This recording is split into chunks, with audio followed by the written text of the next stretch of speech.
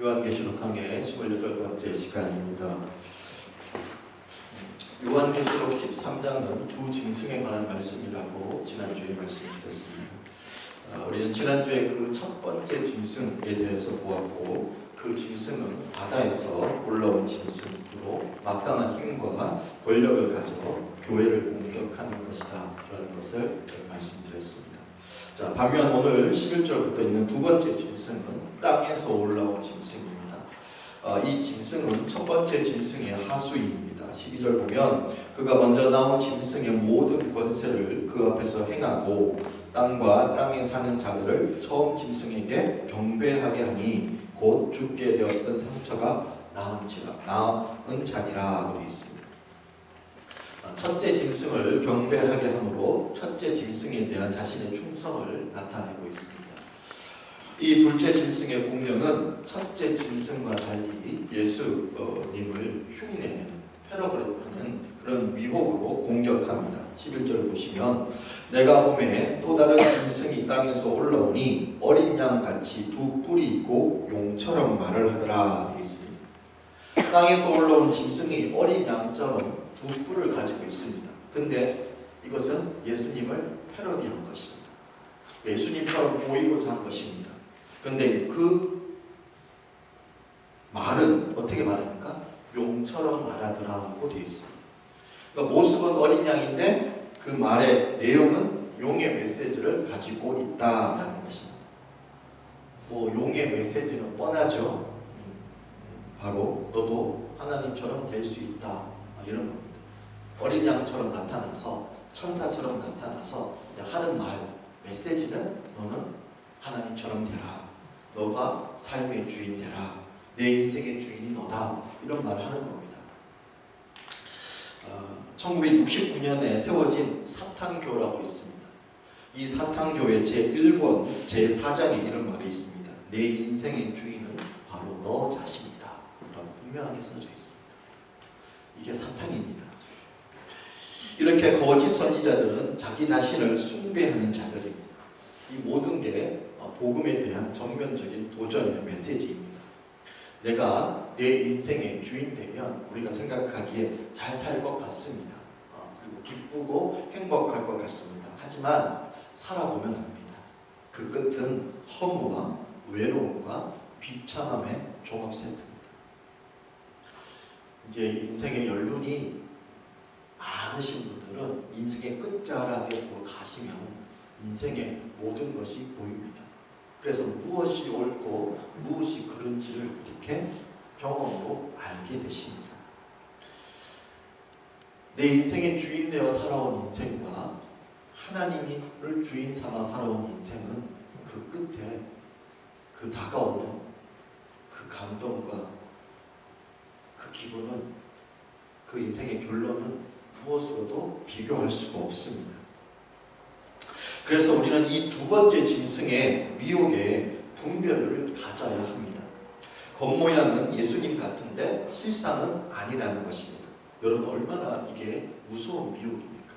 겉으로 보기에는 어린 양 같은데, 겉으로 보기에는 천사 같은데, 겉으로 보기에는 진실된 사람 같은데 그 속 사람은 그렇지 않다는 것입니다.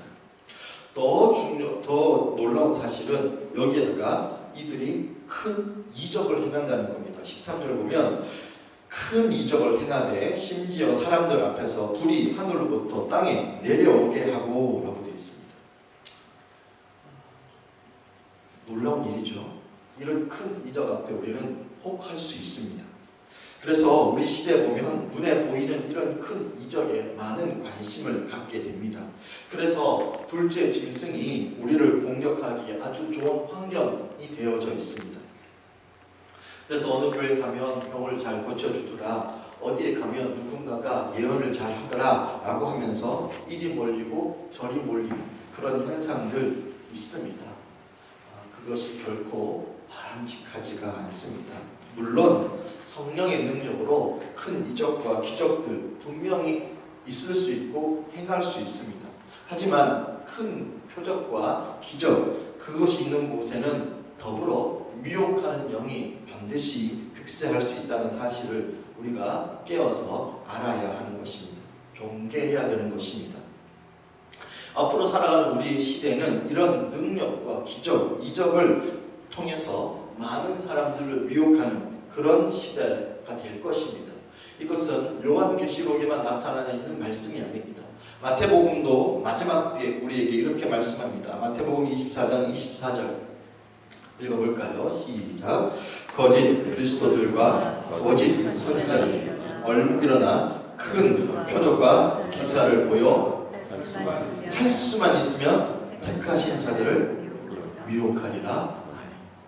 여러분 마태복음 가셔서 24장을 읽으시면 마지막 때에 일어날 일들을 하나님께서 써놓으셨고 말씀하셨는데 그 대부분의 핵심이 이겁니다.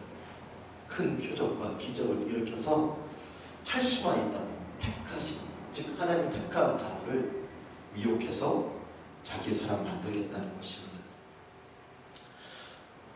여러분도 경험해 보셔서 알겠지만 우리가 알아야 할 것은 사람은 기적과 이적으로 변하지 않습니다. 그건 순간입니다. 기적과 이적을 통해서 하나님을 믿을 수 있는 첫 번째 통로, 동기부여는 될 수 있지만 그 자체로 인해서 사람이 변하지 않습니다.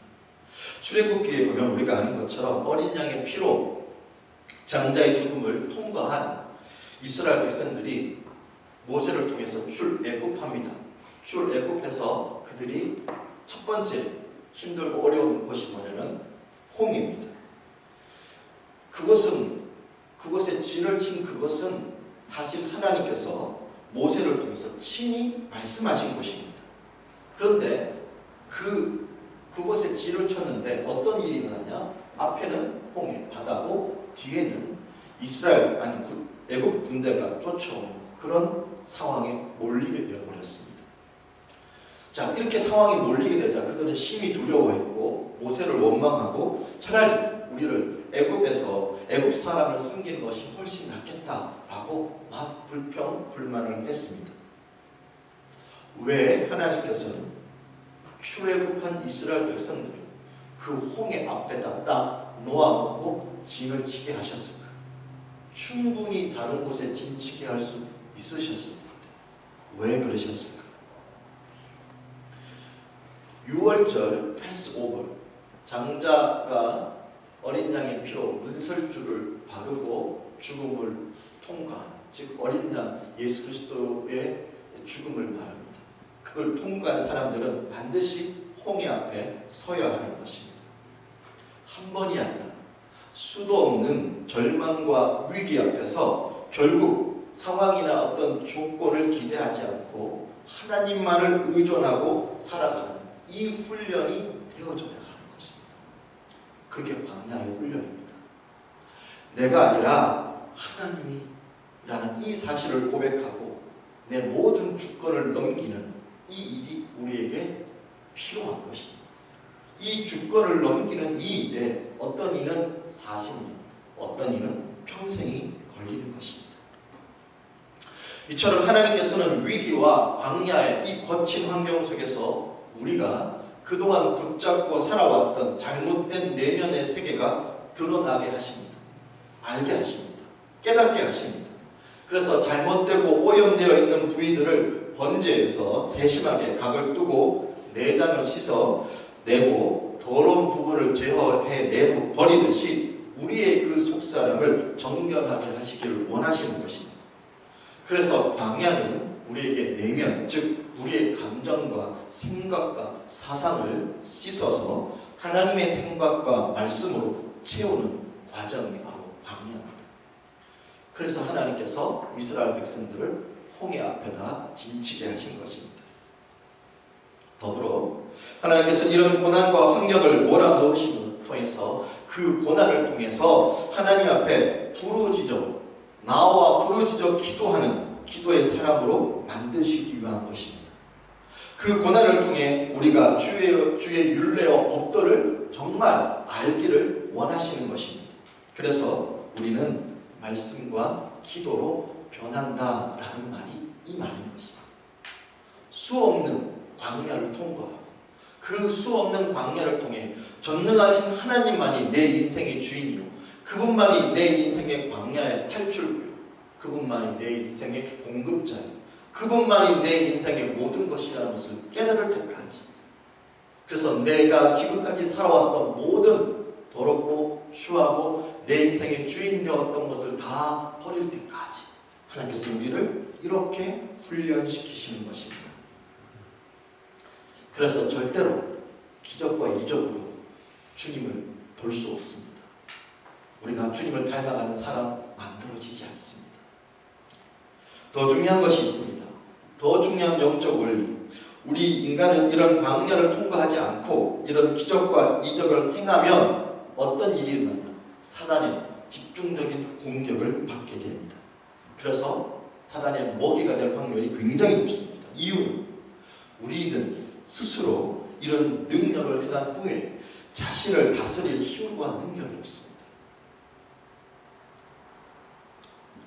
대부분 사람들이 은사를 받은 후에 많이 변합니다. 왜 그러냐면 자신도 모르게 교만의 영이 쑥 들어오고 그 사람을 잡아버리기 때문에 그렇습니다. 그래서 자신이 어떤 일을 행한 이후에 자기가 무엇이 된 줄로 착각합니다. 결코 아닙니다. 여러분 아셔야 될 것은 은사의 능력과 신앙의 성숙은 결코 정비례하지 않습니다. 저도 이게 참 의문인데 여러분도 아시겠지만 고린도 교회는 가장 성숙하지 않은 교회입니다. 그렇죠? 근데 그 성숙하지 않은 교회에 하나님께서 은사를 주셨어요. 그래서 교회가 난리가 났어요. 왜 그렇게 하셨을까? 저도 의문입니다. 아시는 분은 저에게 답을 좀 주시면 감사하겠습니다. 여러분 기억할 것은 은사의 능력과 신앙의 성숙은 결코 정비례하지 않습니다. 기억하십시오. 그래서 질서에 하나님께 속하지 못하고 벗어나 독단적으로 행할 수가 있습니다. 성경은 분명하게 우리에게 이렇게 말합니다. 고린도전서 14장 40절에 모든 것, 즉 모든 은사를 말합니다. 품위 있게 하고 질서 있게 하라 말씀하고 있습니다. 여기서 품위 있게는 은혜롭게, 아름답게 라는 말입니다. 즉 우리 주위에 보면 은사를 받고 교회 안에서 교회의 덕을 세우며 교회의 질서 안에서 순종하며 은사를 사용하는 사람들 여러분 보셨습니까? 저는 지금까지 거의 못 봤습니다. 한 사람 봤습니다. 권사님이신데 그 권사님은 정말 아름답게 주신 하나님의 그 은사를 가지고 교회를 섬기고 교인들을 섬기되 절대 자신을 드러내지 않고 뒤에서 중보하시는 모습 한 사람 봤습니다. 대부분 사람들은 그 교회 안에 머물지 못합니다. 어떻게 합니까? 교회에서 나옵니다. 나오는 이유 하나, 그 교회 목사님이 자신을 인정해 주지 않고 자신의 은사에 대해서 질투한다는 것입니다. 이렇게 말하는 사람은 하나님께서 왜 은사를 자신에게 주셨는가를 모르는 사람입니다. 왜냐하면 성경의 모든 은사는 교회에 덕을 세우기 위함이다 라고 되어 있습니다. 고린도서 14장 12절 읽어볼까요? 시작. 그러므로 너희도 영적인 것을 사모하는 자인지 교회에 덕을 세우기 위하여 그것이 풍성하기를 구하라. 아멘. 은사를 구하지 말라는 것이 아닙니다. 은사를 구해야 해요. 내가 할 수 없는 힘, 내가 할 수 없는 많은 일들을 주님 주신 힘과 능력으로 그걸 행해야 돼요. 그럼 훨씬 더 파워풀합니다. 단 교회의 질서 아래서 하나님 주신 권위 아래서 교회가 더 아름답게, 더 질서 있게, 더 풍성하게 되어질 수 있도록 행해라 라는 것이 성경의 진리의 말씀입니다.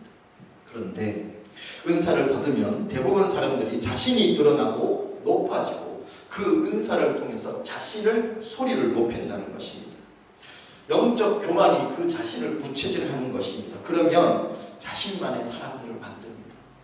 예수 그리스도의 제자 만드는 것이 아니라 하나님의 사람 만드는 것이 아니라 자신의 소리에 자신의 얘기에 라지우지 되어질 수 있는 사람을 만든다는 것입니다.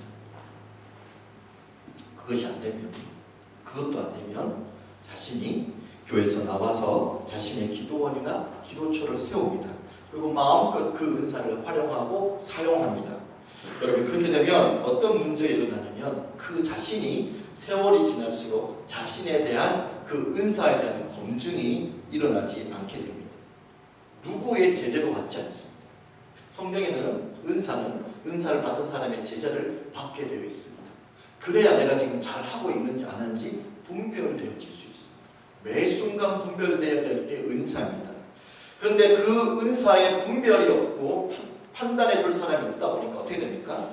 마음껏 사용하다 보니까 그 안에 교만의 영이 들어왔는지 다른 영이 들어왔는지를 몰라버립니다.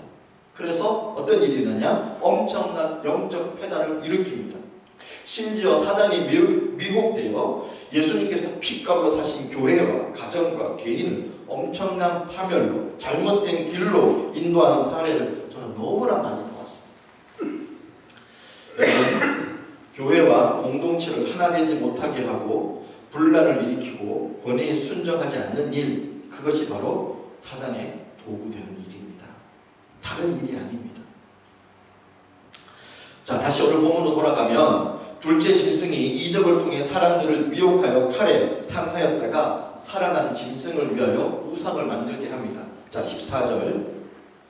짐승 앞에서 받은 바 이적을 행함으로 땅에 거하는 자들을 미혹하여 땅에 거하는 자들에게 이르기를 칼에 상하였다가 살아난 짐승을 위하여 우상을 만들라 하더라. 아멘. 여러분도 아시겠지만 교회의 건강성을 재는 평가의 잣대는 단 하나입니다.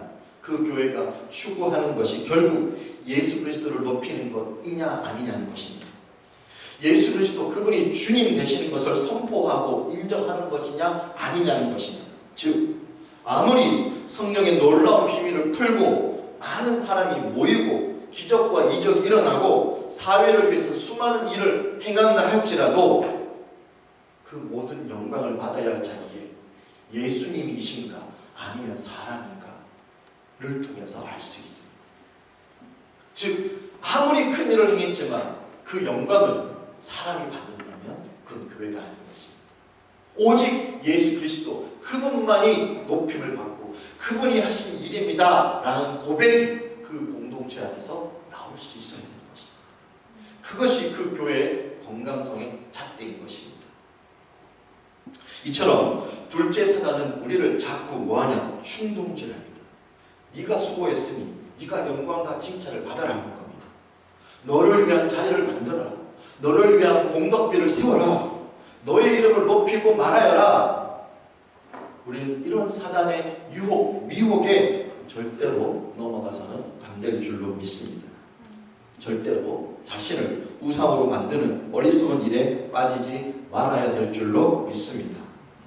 우리는 예수 그리스도의 종입니다. 우리는 그분께 드릴 수 있는 고백은 단 하나입니다. 누가복음 17장 10절.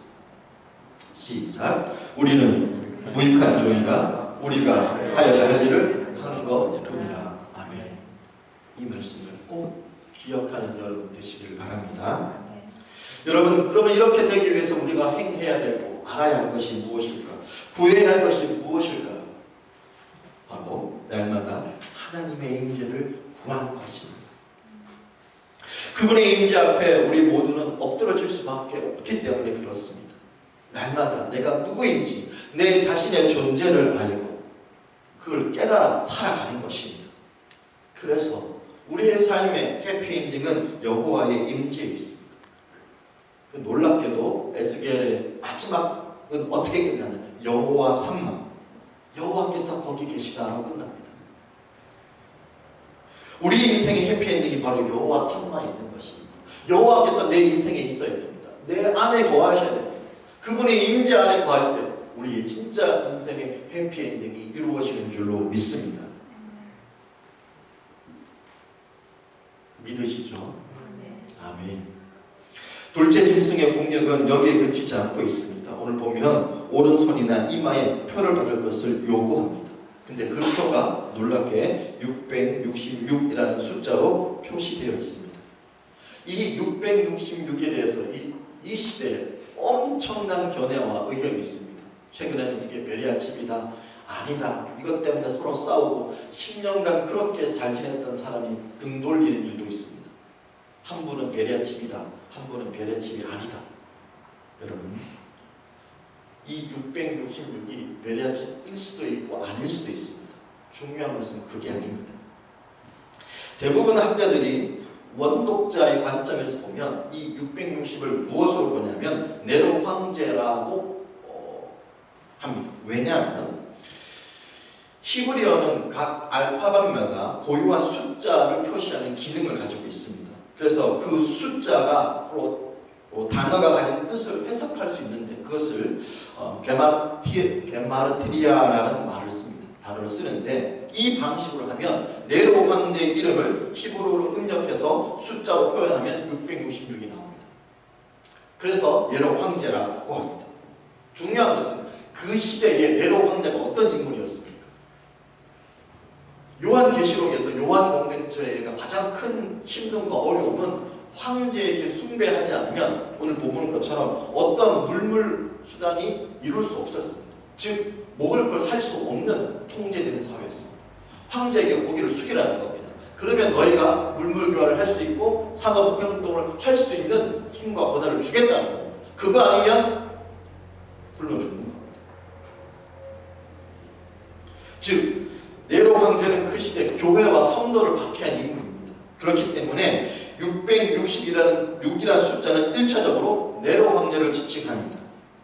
또한 더불어 이것을 오늘 우리 시대로 적용하면 네로처럼 권력을 가지고 교회와 그리스도를 핍박하는 세력, 그것이 무엇이든 다 666이 될 수 있는 것입니다. 즉 조금 더 자세히 들어가면 지금도 하나님 나라와 그 복음을 대적하고 세상의 것을 하나님처럼 사랑하고 의지하며 살게 부추기는 세계의 모든 사상, 철학, 가치관, 풍조, 문화 이 모든 것이 다 666의 세력들이라 할 수 있다는 것입니다.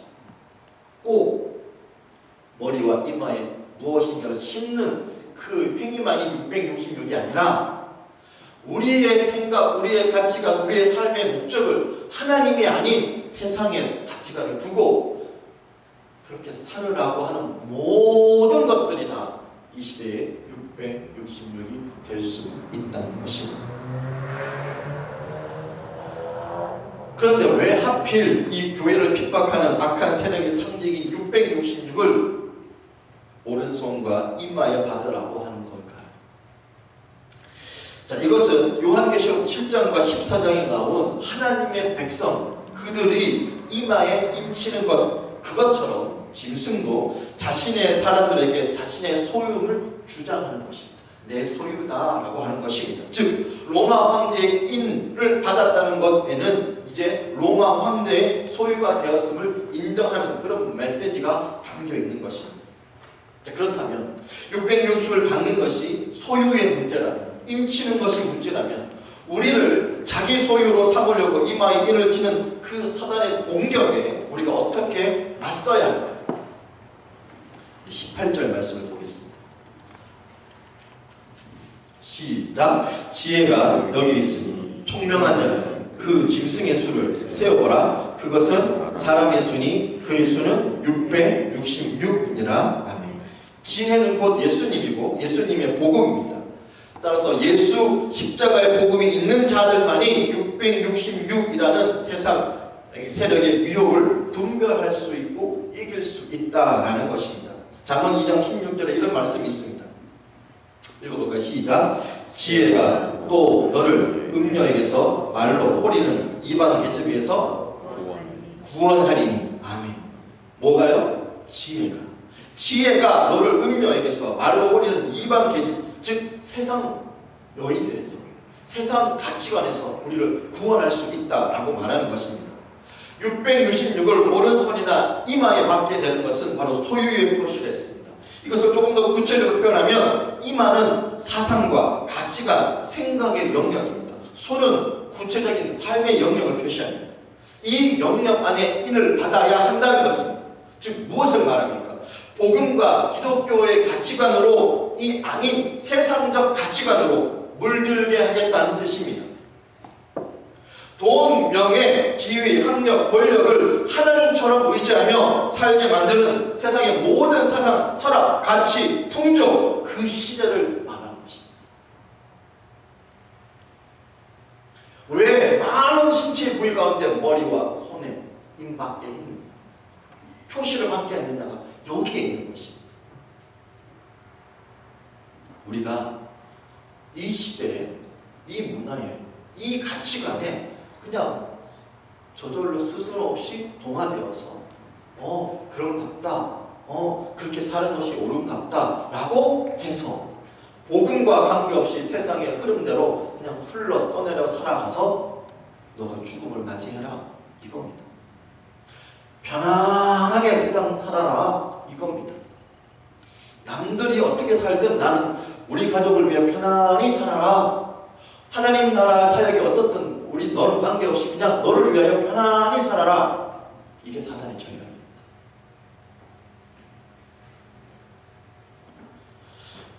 놀라운 사실은 성경에서 6이라는 숫자는 하나님이 아닌 세상의 금, 은, 말 등 힘으로 삼는 것, 그걸 상징하는 수가 6입니다. 그래서 느부갓네살의 신상의 높이가 60규빗, 폭이 6규빗, 솔로몬의 부귀 영화가 세금이 666금 달란트, 금 방패가 603개, 큰 보좌가 6층 계단이라고 6이 강조되어집니다. 즉 느부갓네살이나 솔로몬이 모든 것을 다 가진 것처럼 과시해도 완전수인 7에 미치지 못하는 불완전한 것들임을 숫자로 강조합니다. 불완전한 숫자 666 아무리 모여도 완전한 수 7, 그것에 못 미치는 것입니다. 그걸 강조하기 위해서 숫자로 표시되어진 것입니다. 사단이, 마귀가 우리 이마에 인을 쳐서 자기 소유로 삼으려는 이 시도에 맞서기 위해서 우리가 해야 할 가장 중요한 대안, 그것은 무엇입니까? 바로 말씀에 대한 확신입니다. 또한 우리가 주님의 십자가와 은혜와 능력으로 주님의 자녀 되었음을 믿음으로 바라보아야 합니다. 그래서 시대가 악할수록 우리는 목숨을 걸고 예수 그리스도의 십자가와 하나님의 말씀만을 붙잡아야 되는 줄로 믿습니다. 나 같은 죄인을 구원해 주신 하나님의 그 은혜에 날마다 감격하니 나는 죽고 예수 그리스도로 사는 내 자기 자신을 부인하는 그 삶이 매일 있어야 될 줄로 믿습니다. 앞으로 우리가 살아가는 이 시대는 엄청난 미혹의 세력이 우리를 넘어뜨려 했습니다. 깨어있지 않으면 무엇이 진리인지를 몰라요. 정말 우리가 말씀과 기도에 깨어있지 않으면, 주님 손에 붙잡히지 않으면 이러다가 그 흐름에, 그 유혹에, 그 미혹에 쓱 날려갑니다. 그냥 교회만 다녀서 될 일이야.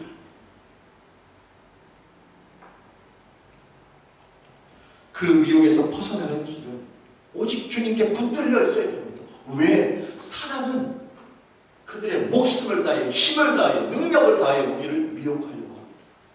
그냥 미혹하다가 마는 게 아닙니다. 한 번 시도하다가 끝마치는 겁니다. 죽도록 우리를 미혹합니다. 그래서 우리는 세상의 메시지가 아닌 주님의 메시지에 집중해야 됩니다.